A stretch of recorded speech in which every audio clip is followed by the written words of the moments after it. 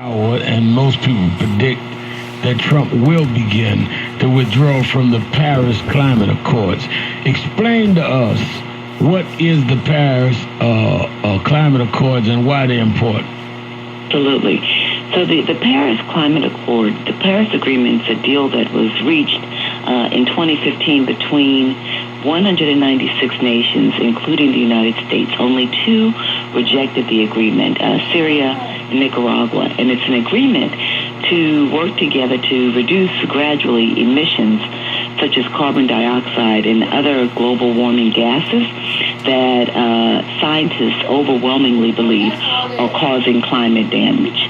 The objective of the agreement is to prevent an increase in global temperatures that could eventually raise sea levels, bring about severe flooding, cause major droughts, bring about more dangerous storms. And scientists, based on significant research and study, have determined that man-made activities have contributed greatly to producing climate change. The output of emissions from things as simple as driving a car, trucks. In America, it's believed that nearly 30% of our emissions that are threatening the environment are caused by driving a car, trucks, ships, trains, planes. And so this agreement was reached to start to get people to move away from these big emissions and thinking that in turn would slow the climate change, the increasing of global warming that threatens the environment, threatens the earth. President Obama committed to this, and he put in place a goal of lowering our emissions by 26 to 28% by the year 2025. The targets aren't fixed forever, but that's where he began. He put in place several regulations that would be carried out by government agencies to ensure that we are bringing down our emissions. And Trump has repeatedly said he doesn't agree with this. He campaigned on getting out of this agreement. In part, he says it's because what the lowering of emissions would do would be to decrease our continued reliance upon coal energy because they produce significant amounts of carbon dioxide, things that threaten the things that bring about global warming. And so Trump wants to, he's campaigned on helping the coal miners and believes that that's one of our best areas where we can maintain jobs and bring jobs back, even though it is counterproductive to reducing global warming. He also has wanted to get out of this because he believes that, let me back and say, first and foremost, as you may remember, he said that he believes climate change is an actual hoax.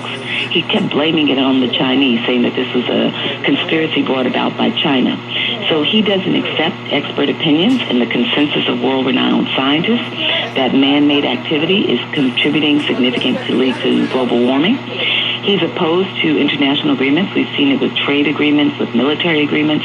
He believes that they tie the United States down and don't provide us enough in return for what we give up. And then he doesn't believe in the regulations and the spending plans that Obama put in place. So he's trying to reverse this. He's going against what the great majority of world-renowned scientists say about global warming. And it seems as though he's doing it mainly because he's listening to himself. His gut reaction to international trade agreements, his belief that global warming is a hoax, climate change is a hoax, his belief that we, in fact, aren't contributing to global warming.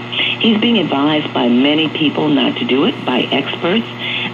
His Secretary of State, Rex Tillerson, who actually ran Mobil, which was a great contributor to emissions in this country that contributed to global warming, has told him that he shouldn't step away from it.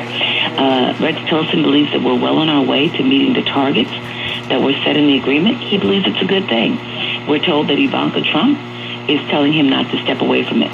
But it seems that this is something that he may do simply because he wants to make good on a campaign promise. And he thinks it bodes well for and with his base of supporters, many of who work in the coal mines and have had jobs in the coal mines. And then overall, it's further evidence of his conspiracy belief that international agreements aren't good for the U.S. It's a problem if he does. If he steps away from it. Many believe that the international agreement will not die overnight, but it will weaken the United States' position as a leader on issues of climate change and efforts to reduce global warming. Many believe that it will cause some nations that are not well resourced and are, maybe came to the table without the resources to limit their emissions, that they will start to back away from it. But it's also believed that many won't run away from the table